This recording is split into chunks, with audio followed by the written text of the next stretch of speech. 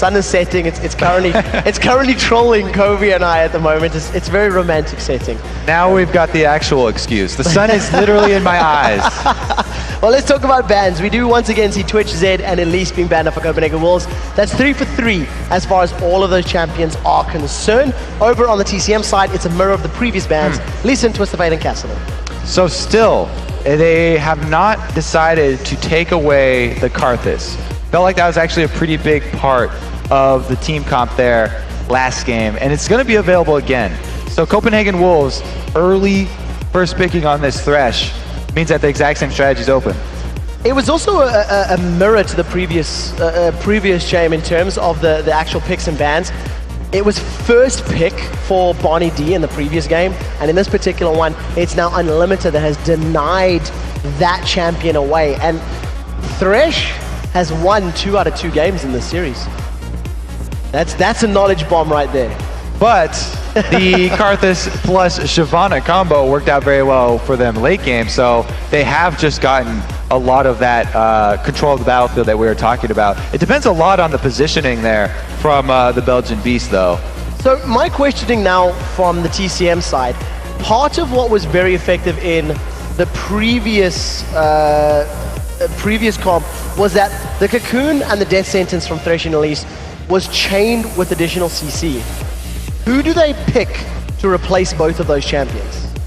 You're right, they have nothing left right now. So it's going to have to come from the top lane and from the duo lane again. There's a lot of options in the duo lane. You can run an AD carry with control, like they did last time with Ashe, or Varus. Both of those are very good picks. And then Sona is pretty similar too. You can have the flash crescendos there. That's one option to lock people up. Zyra is also still available, a little bit more defensive of a support, but both of those are very good area of effect control. Yeah, the Varus-Zyra combo was run by TCM in the very first game. It didn't work out quite as effectively, but that was thanks to Youngbuck and Shook getting a very good first play. You know, it was more attributed to Copenhagen Wolves making the right plays than it was to the combo not necessarily being as effective. It doesn't look like TCM feels the same for the time. We'll wait for it to get locked in, but I do want to mention Kautar's Ari. It's actually what he played in the LCS when he did substitute for Bjergsen in those first 3 weeks of the spring split.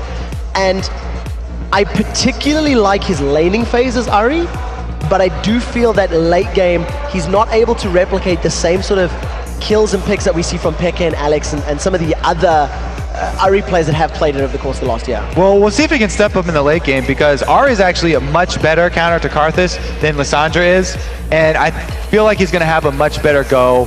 The whole team actually is going to benefit a lot more for this. Ari has constant kill potential on Karthus, even just by herself. She doesn't even need the Evelynn ganks, which, by the way, I was talking about, that was the big thing about the Tenerife games, was that Copenhagen Wolves went to that elite Eve jungle every single game. And it's for that early pressure and for the constant ganks that also force TCM to buy pink wards and spend a lot more of their money there. So one of the things that I find quite interesting about Reckless's champion choice during the course of the series, he's gone Vayne twice against very scary compositions to a Vayne. And in this particular matchup, he's now decided to go for the Caitlyn, playing a little safer, using that range. Why in game 3 are you switching to that longer range champion as opposed to previously when we've seen such scary all-in comps? Well, they're going to have a lot of early game pressure this time around with the jungle Evelynn, constant threat, and then roaming Ari as well. You said that Kautar's Ari might not be as effective as someone like Pekka, but I assume that he's still going to be roaming around in the mid game at least and looking for those kills. The one thing that I distinctly remember from Kautar's Ari is once you get to the 5v5s, waiting and seeing where he spirit rushes always left me a little wanting. That was the one thing that stands out for me. To be very fair, I am judging his performances from February of this year. So this is a long time ago that I'm thinking about this, and we'll see how it works out. I do want to highlight one thing that just happened. Kha'Zix has been banned in both of the previous games. Yep. Was not banned this game in favor of Elise, and JWoww is going to get his insect back. So there's similar champion roles there with Elise and Kha'Zix. Since he builds Elise so offensively, diving in to finish off champions, it's exactly what he's going to try and do on Kha'Zix. That was also a big champion in the Tenerife games, but this is 3.10 Kha'Zix, So you don't automatically upgrade the Void Spikes and get tremendous wave glare and damage all at the same time. So one of the things we have been seeing from some of the Kha'Zixes that we've seen in the competitive play, they tend to evolve their Q first nowadays and spam them up. Talk to me about what sort of impact that could have if he's able to actually catch anyone from Copenhagen Wolves alone. So the Q evolution is the execute bonus to that damage. So not only is he going to get extra damage from isolation, but the lower you are, it's going to help him finish you off so he gets the resets on his jumps. The thing that Copenhagen Wolves have done this time, though, is they've brought that third threat. The jungler is now going to be another threat in Evelynn. So they're going to have much more to worry about than just Reckless and Cowtard. Well, we'll see what sort of an impact Shook is going to be able to have on this particular matchup, because in Tenerife, it was immense. In Tenerife, it was a lot of focus, a lot of pressure. In terms of the ganking patterns, outside of the LCS, we do tend to see junglers focusing fairly frequently in the duo lane. In the LCS, less so. If you have a straight-up 2v2 matchup, it takes a long time before we're able to actually do something like that. Well, especially since the support is going to be the likely one carrying pink wards. It's easy to ward behind you, which is what you need to do against Evelynn. And they're one of the few lanes that will have a lot of opportunity to see the Evelynn ganks coming. However, that being said, there's 3 different ways she can get into those bushes. If she comes through the lane and you haven't pink-warded side bushes, it can be just as devastating. Well, we'll see how this works out. To everybody that's just joined us all the way over from Stream B, I'd like to welcome you guys to the 3rd match between the Copenhagen Wolves and TCM Gaming. This is the decider game to determine who will face off against KMT in the grand finals on Thursday. KMT did go 2-0 in their semi-final match. Copenhagen Wolves were able to pick up game 1 of the series. TCM replied in game 2. And now we're at our first deciding match here at GamesCom in Cologne, Germany. TCM with some aggressive posturing right now. And I like how we've sort of evolved over the 3 games of this series, and now we're seeing the more comfortable picks that we expected at the beginning from these 2 teams. JWoww going right back to that Kha'Zix, while Shook very much at home on Evelynn. Well, we'll have to see if JWoww is able to replicate the performance he had with Elise, because if he can, the resets, the hops, the skips, and the jumps that can come out of Kha'Zix significantly more impactful in larger scale team fights. And it is all key on getting that first reset down, and of course being a high enough level for you to have the resets. You definitely want to get 2 evolutions usually to be able to get the jump evolved. Some people can rush the resets first, but that means that you're going to be missing out on the extra execute damage, and it really does mean your trades are a lot weaker. Well, in terms of the compositions, we do see that TCM have got a good mixture of long-range initiation, execution, global pressure. They've really got a little bit of everything, but not an extensive amount of anything in particular. I feel like the Copenhagen Wolves just have slightly more effective crowd control with that Zac, the Eve ulti, and the Thresh as well. Yeah, and it's going to be Evelynn trying to flank around from the side, and Ahri doing pretty much the same thing. So Copenhagen Wolves are going to be a fairly spread out team, and it will be hard for the Belgian Beast to be as effective as before, getting himself into a position that will zone Copenhagen Wolves, because their damage dealing sources can spread out very easily. Evelynn does not have to be anywhere near Caitlyn. And of course, don't forget that Evelynn can just shake off that slow of the Wall of Pain thanks to her Dark Frenzy. The one thing I do want to talk about in the first sort of 3 minutes of the game, we've not seen an evade or a buff steal from the Copenhagen Wolves. They appear to be giving Naruto some more breathing room and a little bit more, I don't want to use the word respect, but they're not necessarily as concentrated on taking his buffs in this early game. They're pretty much just resigned to letting him farm out for the early game. He has not had a huge presence in the lane, and they're looking to get their advantage there, especially with Evelynn going to be able to come in invisible. A nice adaptation that TCM have done to deal with this Evelynn is pink ward the bush into the red side jungler, so at least now they know which side of the map that Evelynn is on, and Karthus can be wary of the bottom side of his river, and then JWoww can also be on alert that she could be down there at any time ganking him and save his leap to get away. Well, it's definitely something we haven't seen too much of as far as counters to Eve is concerned. There is only one more pink ward in Barney D's back pocket, but he is miles and miles away from lane and the stress at this point in time, and thanks to the pressure that Reckless and Unlimited were putting down on them, the lane was pretty extended. This is also the first 2v2 and 1v1 matchup from the get-go that we've seen from these teams, as they both put themselves in sort of 1v2s in the previous games. And it's a both of them switching their lanes top, which usually is a sign that the pink side team or the red side team, depending on how colorblind you are, have decided that they want the 2 versus 2 and the 1 versus 1 situation. But that is a remnant of the past where the golems were taken early, and now the switch there is mostly because of the dragon presence.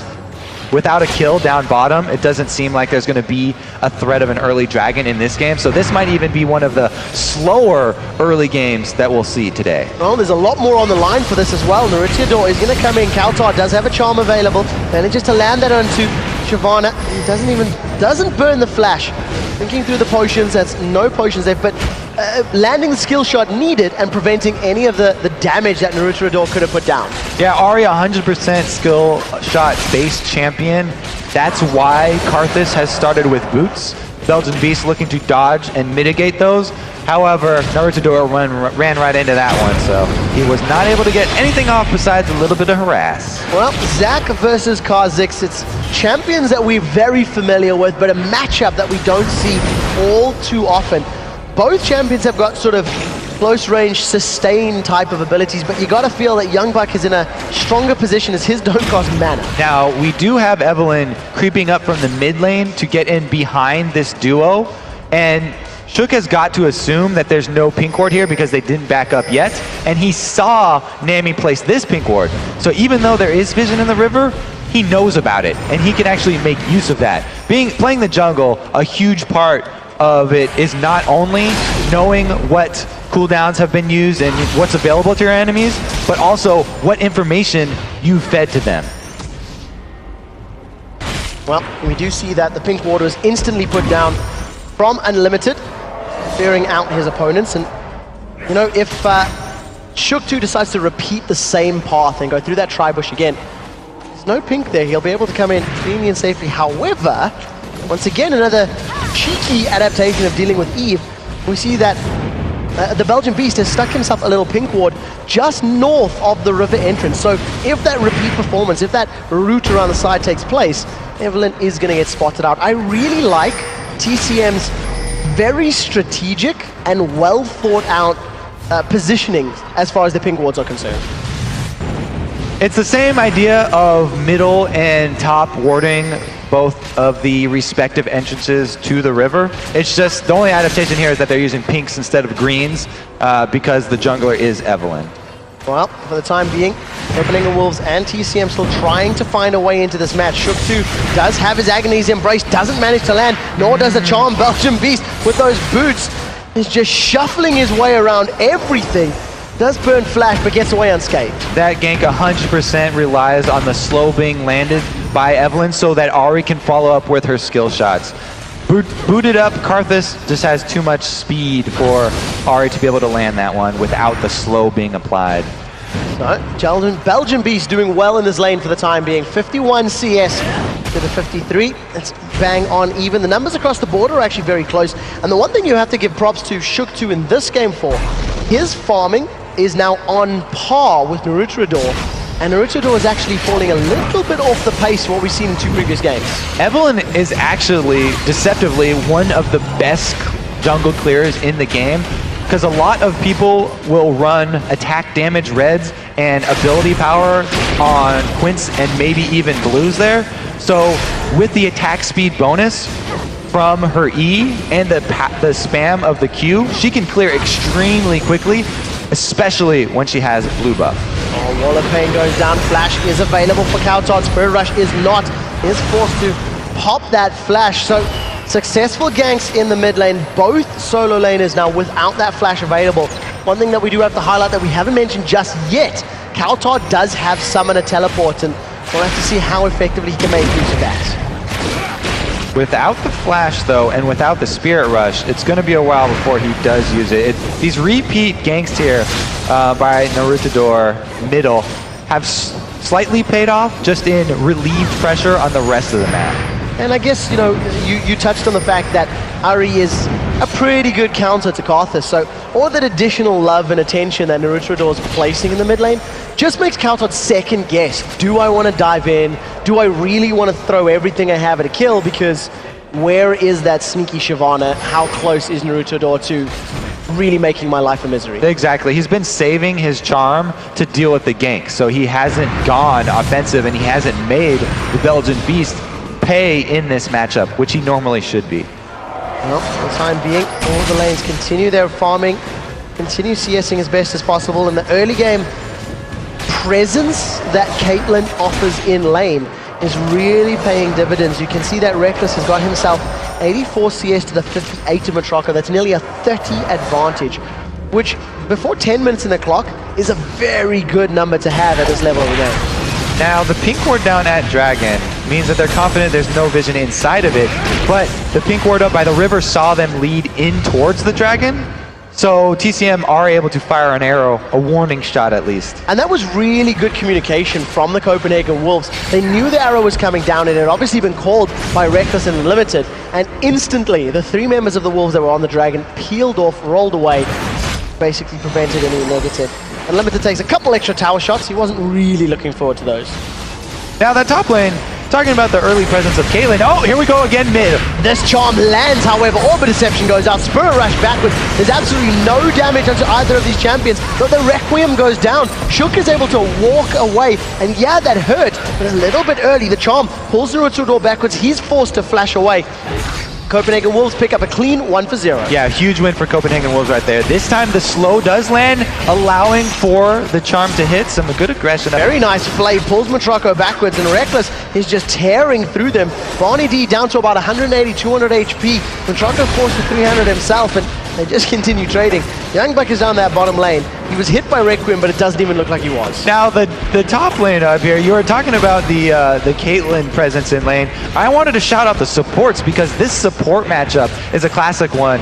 Very, very highly valued supports, and it's because of the crowd control that they do offer. However, it's skill-based for both of the champions, so a lot of the lane pressure that you get is when either the Nami can land the Aqua Prison or Thresh's Death Sentence. And we've just had Unlimited bet a little bit higher percentage hit rate on the Death Sentences than Barney D on the Aqua Prisons. That's obviously paying off in CS numbers for their respective AD carries. I mean, Matrako... Oh, the arrow goes up. They've caught Reckless. He gets knocked up into the air by the wave, thrown up in the air by the prison. Exhaust goes down. This is going to be a kill for TCM Gaming.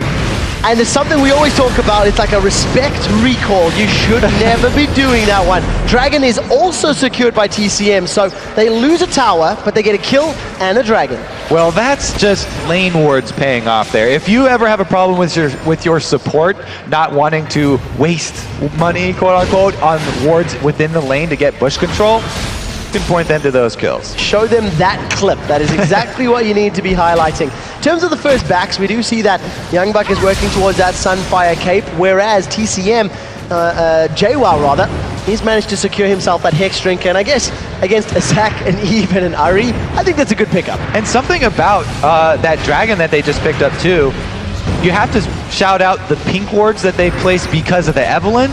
Sort of got a side bonus there of continually clearing out Copenhagen Wolves' vision of the dragon, so they really had no idea. And that allowed TCM to get both of those objectives at the same time. You also could argue that those objectives are more important for TCM to secure because of the added expense of buying those pink wards. So if they do start to fall behind towers and dragons, well, they're 2 towers down, you can see the gold deficit is already like 1,200 actual difference before you start factoring 5, 6, 7, 8 times 75 gold difference for those pink wars. Yeah, the Vision War, like many other wars, extremely expensive, and you need dragon funds to be able to keep up. Well, we'll see if TCM can maintain control of that dragon. Shook 2, with that Agony's Embrace available, is now moved to the bottom lane where we see both teams' duo laners ready to battle it out. The arrow is available for Matraka. Barney D is shortly going to get that tidal wave up.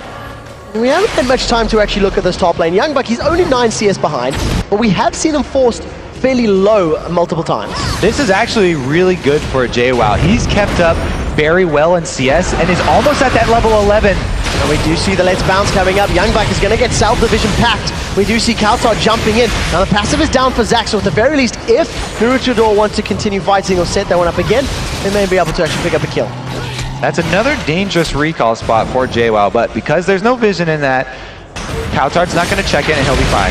Oh, the bubble throws Reckless up in the air. Pulled over Peacemaker goes down. Ace in the hole is available, but Barney D should be able to body block. Auto attacks going down for Reckless as we do see that Unlimited continues throwing out those chains auto attacks. Now Reckless wants to stay around because he has Ace in the hole and he wants to be able to finish someone off. But on the other side, there's a Karthus, so he has to be worried about his own health because that Requiem could come in and finish him off. Well, we'll see how efficiently Reckless can farm up that HP. He does have that Bloodthirster, so lifesteal is going to be very, very high on these last couple of minions. Plus 50 per auto attack, plus 120 on the headshot. I think he's fine. Those are juicy.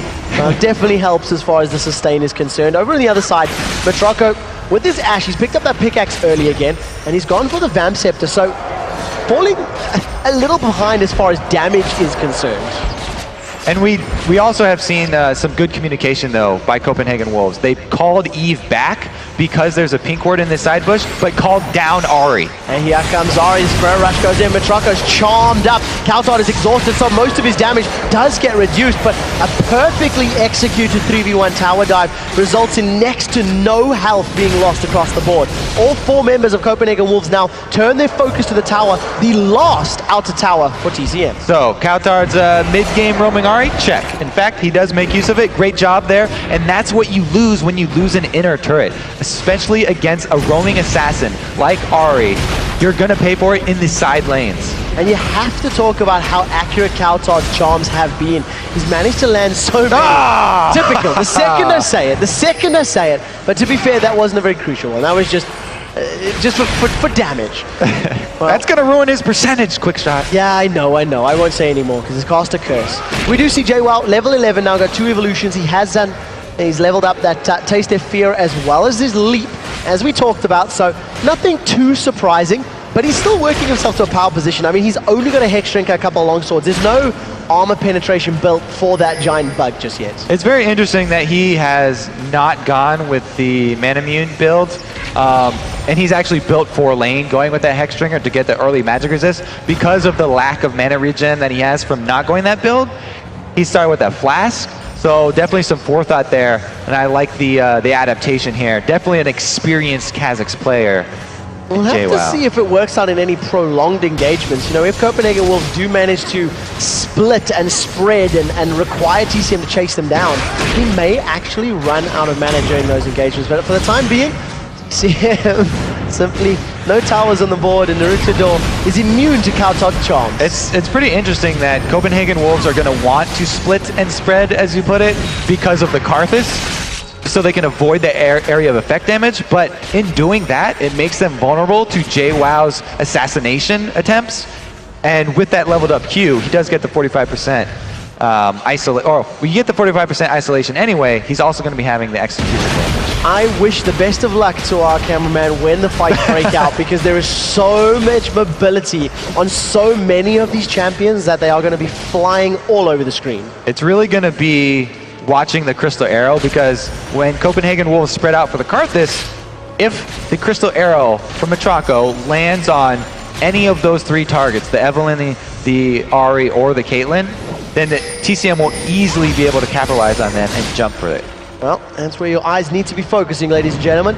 This is once again the deciding game in the Challenger Series Promotion Tournament Qualifier semi-final. The winner gets to take on KMT. We do see that Kautar once again throwing the charms. I think I've messed it up.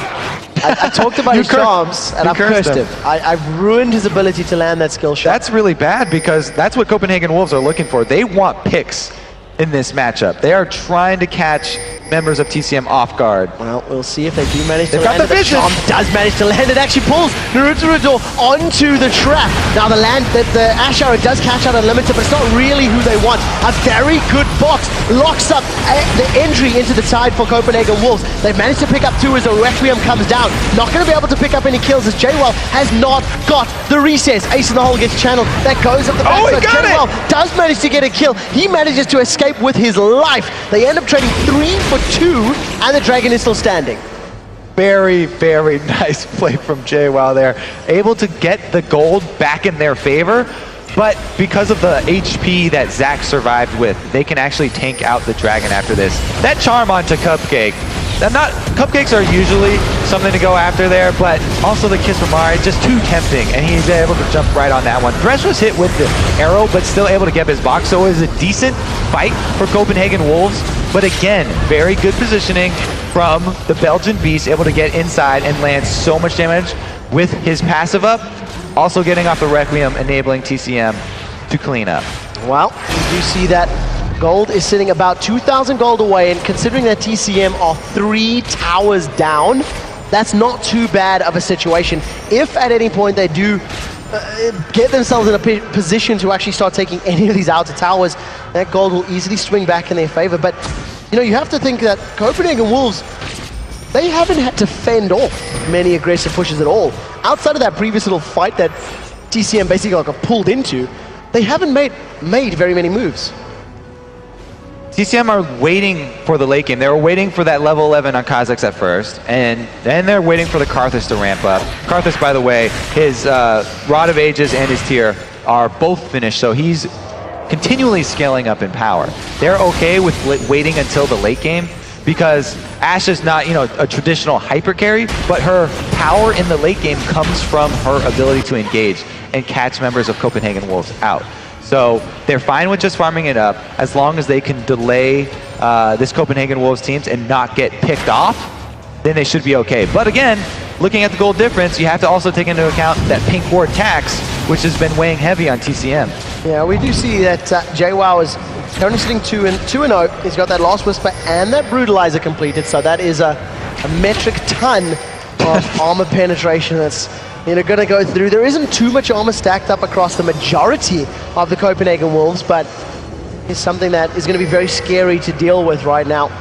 Ashe Arrow is available if they want to use it. However, Ashe is miles and miles away as the rest of the Copenhagen Wolves are stacking sort of towards his top lane. Ooh, Ari does get the charm up, but so much damage already taken from Shyvana. Naruto Adore is just going to be able to zone Kaltod out completely, and Kaltod forced to use that Spirit Rush completely defensively. He realized that he'd bitten off a little more than he could chew. He saw the Kha'Zix coming in for the isolation, and he wanted to get miles away from JWoww, but he couldn't get far enough.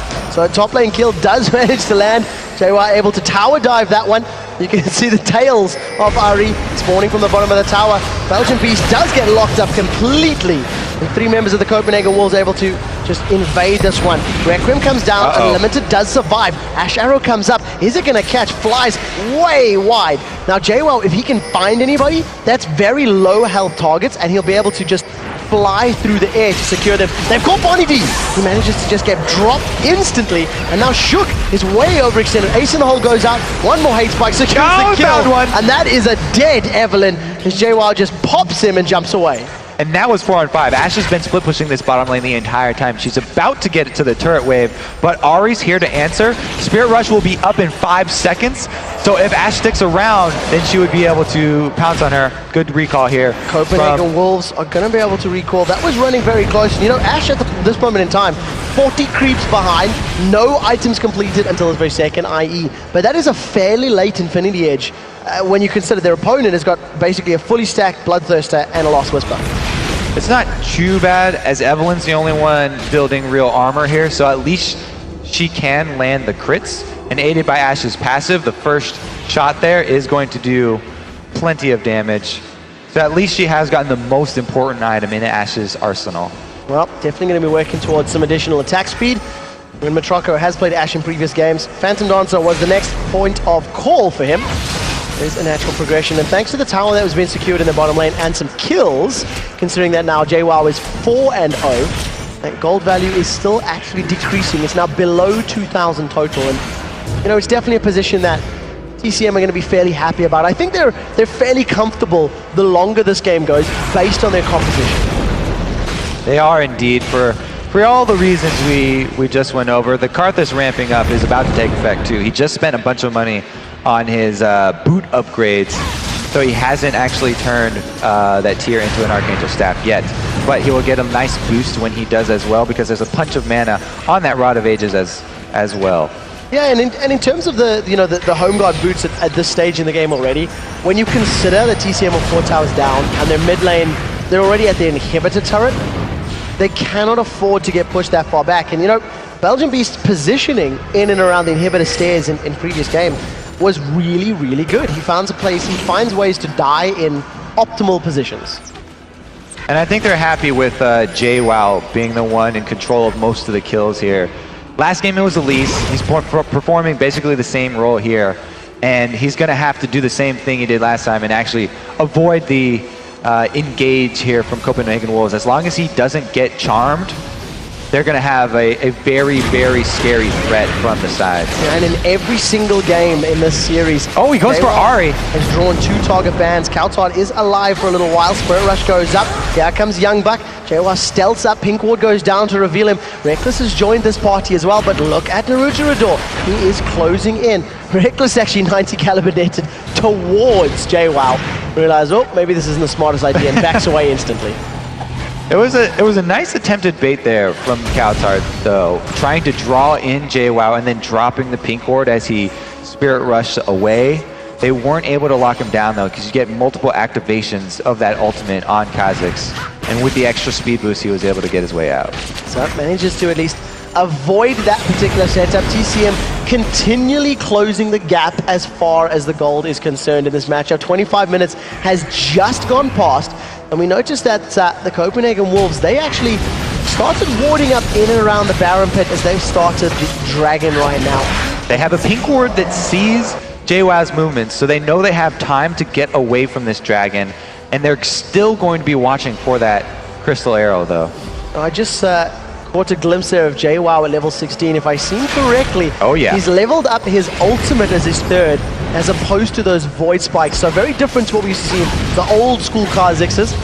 And TCM with superior positioning, they secure their 2nd tower of the game. That's the Copenhagen Wolves mid tower gone down. Yeah, so he's going to get yet another activation on his ultimate and take reduced damage in the team fights. So he doesn't have to completely rely on getting the reset and jumping back out. He can just chain his jumps for extra damage. And we do see a sing shot comes in from Young Buck, forces the flash from Claky D. Claky D? Barney D. Claky's on the mind. He manages to get Barney D to force the flash. And we do see JWoww, he actually manages to just leap over the wall to safety. Right now, it's just a matter of whoever gets caught first. If someone eats an Ash Arrow, they're going to die.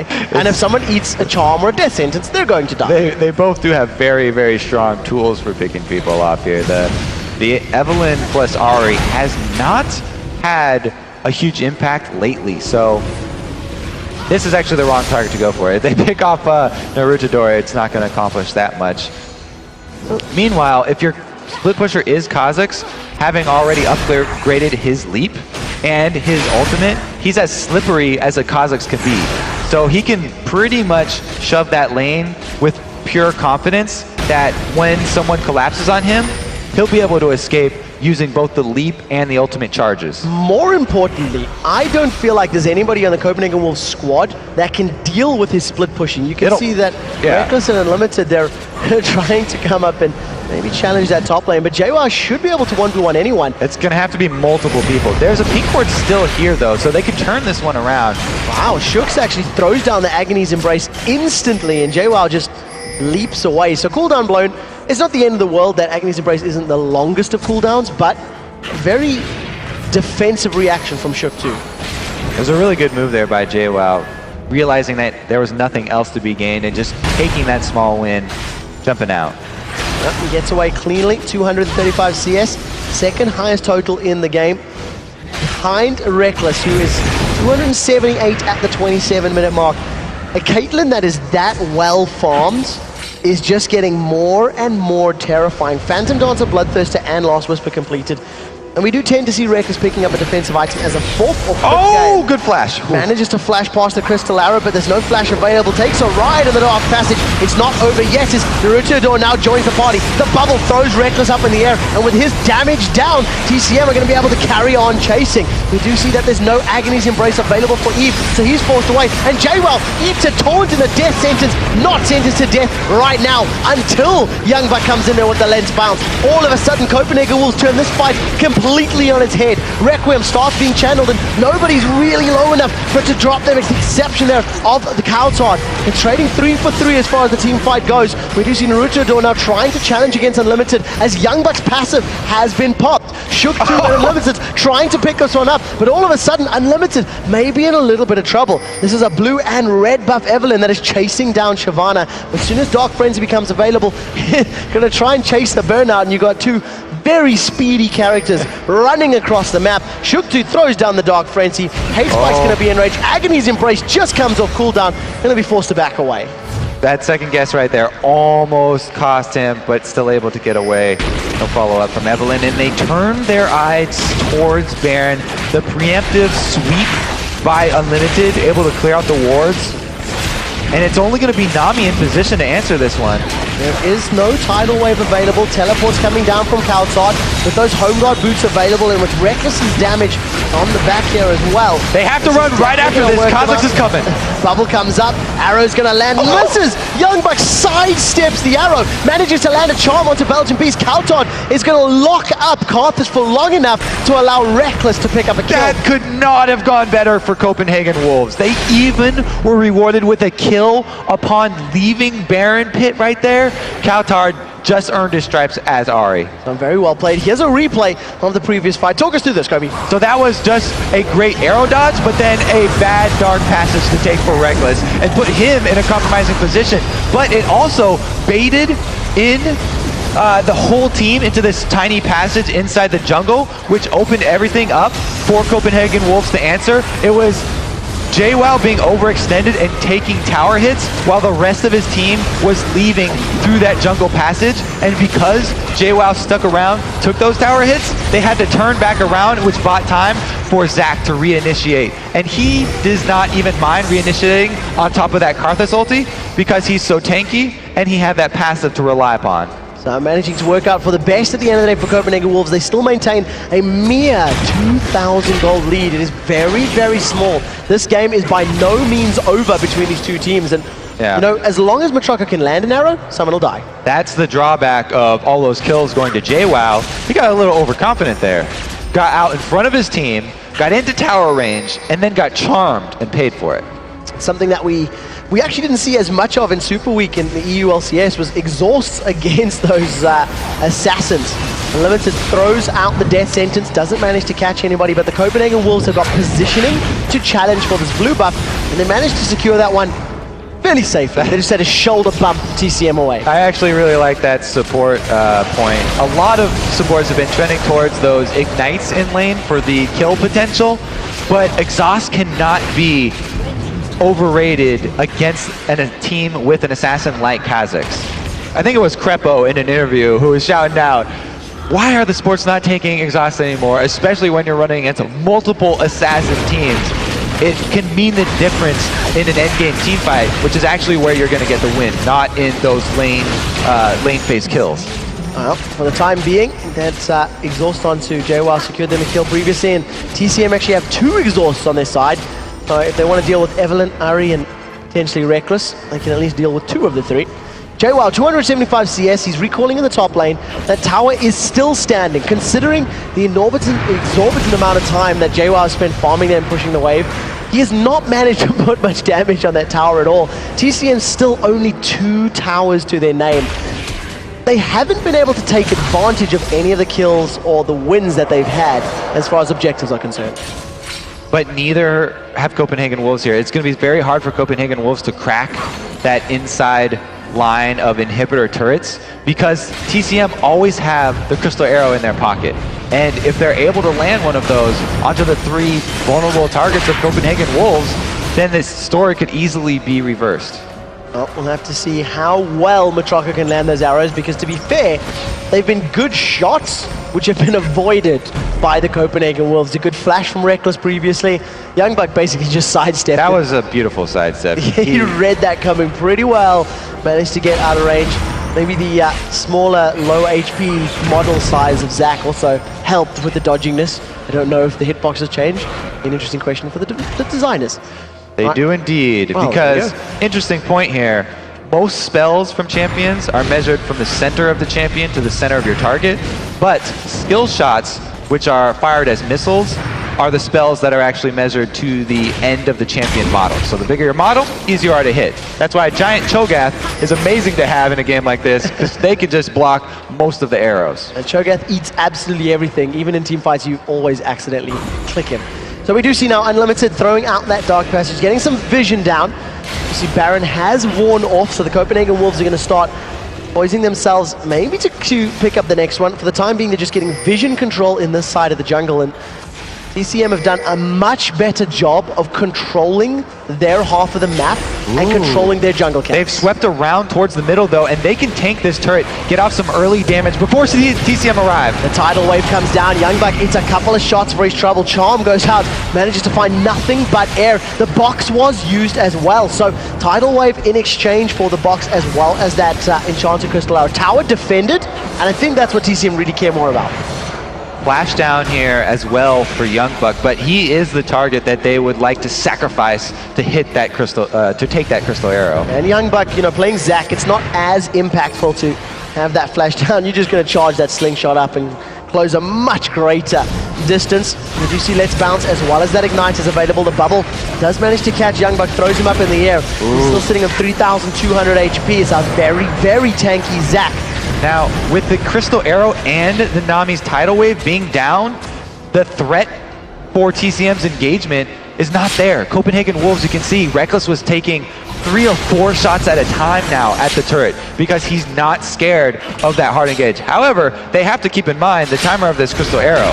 It's very low at this stage of the game. If Copenhagen Wolves pull the same thing, that's going to be available very soon. Oh, they managed to catch Matroka, but nobody else follows up. However, Copenhagen Wolves have just melted the Belgian Beast. Karthus drops, he throws out the Requiem. The Wolves are on the retreat. JWoww once again finds himself overextended. He's dived way too deep. Naruto evens the kills up 1-1, but that's a jungler for a mid laner, and JWoww is miles away. He's forced to leap into CW territory and recall to try help defend.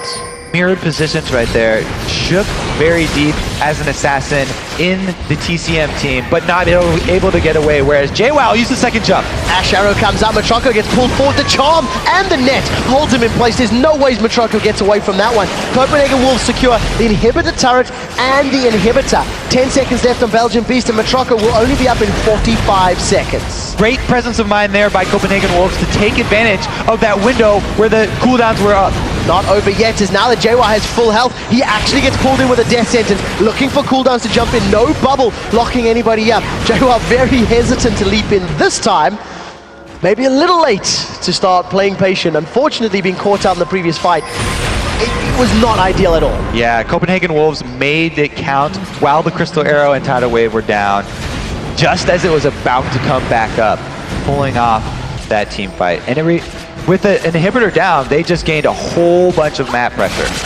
Well, we'll have to see how Copenhagen Wolves make use of it. The most obvious choice is to make a play for the Baron. Kautard now finds himself between a rock and a hard place. He actually throws out the death sentence. JWoww realizing that he's in a little bit of trouble. He should be able to just leap over the wall. That's a lot of damage from Taste of Fear onto Kautard. Even that armor of the Zhonya's Hourglass not really going to be enough against that crazy armor penetration that Kha'Zix has built up. Yeah, it's an interesting overlap though. They were able to get a little bit of armor, even though there's so much penetration on JWoww, while also gaining the activation of the Zhonyas for the Requiem. So at least their 2 main members here, the Evelynn and Ahri, can avoid that Requiem damage. Well, we'll have to see how well Kautard can play. We now hit this sort of near end game build. Deathfire Grasp, Rabadon's Death Cap, as well as that Zhonya's Hourglass. He's got the ability to dive very deep, and you know, crucially, when a charm needs to land, he's locking up very key members of the TCM gaming team. Copenhagen Wolves, they've got vision. Not really deep as far as this red buff area of TCM is concerned. Copenhagen Wolves is going to be looking to challenge for Baron. Yeah, they're going to try and draw TCM out of their base and into a bad spot so that Evelynn and Ahri can make use of their extreme mobility to catch either Matrako or JWoww. Those are the two targets they want to pick off before the fight starts, and they want Evelyn and Ari to flank around the sides to get an easy shot at those two. We'll have to see how well Youngbuck can do in helping to set up those particular engagements. Sunfire Cape and Randian's completed. He's only sitting on 190 CS, but to be very fair, Reckless has taken basically all of his solo lane farm once we've hit this mid game. Reckless 376 CS right now. He has also upgraded the distortion boots here. So the importance of that flash, because he knows that Evelyn and Ari are going to be trying to dive in on TCM, he's going to have to take care of himself. And for that, he's going to need both the 90 caliber net and the flash. And yeah, you talked about how the team fights were going to go for the Copenhagen Wolves, that they wanted to split up, they wanted to spread out, and basically that meant there's no real front line. Zach's going to be throwing himself at TCM, and you know, JWoww is basically the man that's responsible for trying to get to Reckless, but he has been unable to do it up until this point in the game. Well, he's going to have the flash, the net, and the Thresh Lantern here. As long as Thresh doesn't bait him in like last team fight and then end the Dark Passage inside the rest of TCM, he should be good. Oh, good push game. So Charm does land. Ruchador forced to use that ultimate to escape to safety. Bubble goes up, manages to miss Shook too. Let's bounces all over TCM as the ace in the hole is going to secure a kill. Another great Charm. Locks up the Belgian Beast, and that's 2 kills without reply.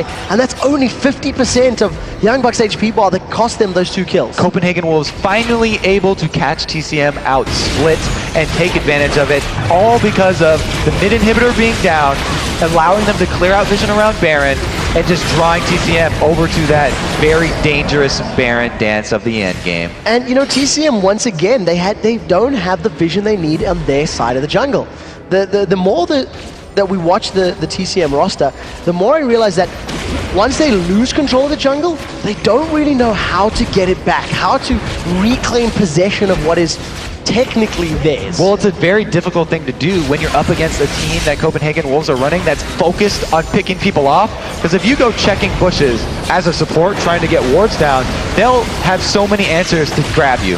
So the death sentence does land. Ruchador actually gets to a lot of damage from Deathfire Grasp and Follow. Now we see Kauta diving forward, but Choco, this first victim to fall as they take the tower down in the background. Youngbuck does not have less bounce available. Belgian Beast flashes forward. He's between the inhibitor and the walls. He goes down. Going to be able to defend at least some of the inhibitor. Not going to be enough to pick up any kills with that Requiem, unfortunately. Copenhagen Wolves look like they've done it. The 2 carries of the mid lane and the AD carry for TCM are now down. It's a 3 versus 5 defense, and even though Youngbuck is low, he's got his Cell Division passive available. That time, the timing of Belgian Beast all in was not synced up with JWoww. He is able to get this kill though. So JWoww will be able to pick up the kill, at least get a reset on the jump, but he's very, very low. Reckless basically 2 shots him as he's forced out of the fight, and the Copenhagen Wolves, they managed to pick up the victory. They go 2-1 versus TCM, and you can see the relief on Youngbuck's face. That was a heavy, heavy sigh. So they get their vengeance that they've been waiting for since Tenerife. Congratulations to the Copenhagen Wolves. Well played pick. Yeah, very, very good game at the end of the day. They're going to be facing off against the all-Polish roster of KMT in the grand finals on Thursday. Remember that TCM, they already have a spot in that spring promotion tournament later in the year. So for the time being, they're not going to be able to get the bragging rights of saying they won the Challenger event at GamesCom, but they will be back. They will be facing either KMT or the Copenhagen Wolves once we get to that stage. And they have that all-important chance to get into the LCS in the promotion tournament. Yeah, that's the most important thing. And you know, we keep talking about how the bottom 3 LCS teams, which was SK Gaming, Meteor Makers, and whoever's going to lose in this weekend's playoffs, they will be able to pick which team they feel they have a better chance. And I think it's going to be a difficult choice because TCM and Wolves have both looked phenomenal in all of the events they've taken part in. Yeah, very, very difficult. Choose your poison, I guess. It depends on which team comp you really want to match yourself up against, because these 2 teams have very distinct styles. And I guess that's what most of it's going to ride on. There's going to be another very big question which the Copenhagen Wolves will have to answer as the year goes forward. What do they do with or without Reckless? That's going to be very difficult because right now their strategy revolves heavily around him, especially when they only run those 2 threats like we saw in their loss earlier. Well, I definitely think they'll be learning from the mistakes they've made. Guys, we've got to take a very